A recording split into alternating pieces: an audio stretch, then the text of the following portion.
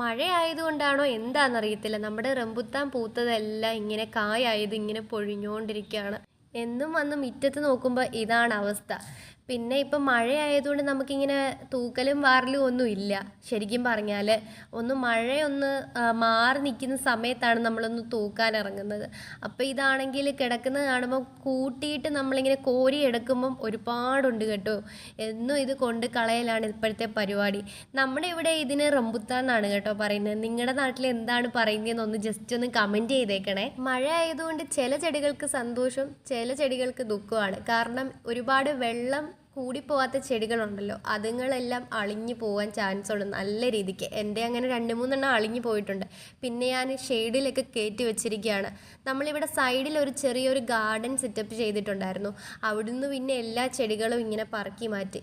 പിന്നെ ഏറ്റവും ഡിഫിക്കൽട്ടായിട്ടുള്ളത് ഈ ക്ലീനിങ് പരിപാടിയാണ്. ഇങ്ങനെ നമ്മൾ ചൂലെത്താത്തടത്ത് നമ്മളിങ്ങനെ പറക്കി തന്നെ കളയണം. പിന്നെ മഴയായതുകൊണ്ട് എല്ലാം അളിഞ്ഞ് ഒരുമാതിരി കിടക്കുകയാണ്. നമ്മുടെ റംബുട്ടാൻ്റെ മരം ഇതാണ് കേട്ടോ. ഇതിൽ ഒരുപാട് കായുണ്ടായിരുന്നു കേട്ടോ.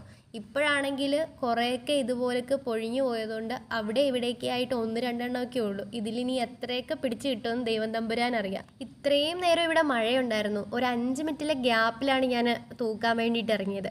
5 മിനിറ്റ് കഴിഞ്ഞപ്പോഴത്തേന് വീണ്ടും മഴയിട്ടു. ഇതാന്ന് പറയുമ്പോഴാണ് മഴ പെയ്യുന്നതും മഴ പോകുന്നതും. പെയ്യുമ്പോഴാണെങ്കിൽ ശക്തമായിട്ട് തന്നെ പെയ്യും കേട്ടോ.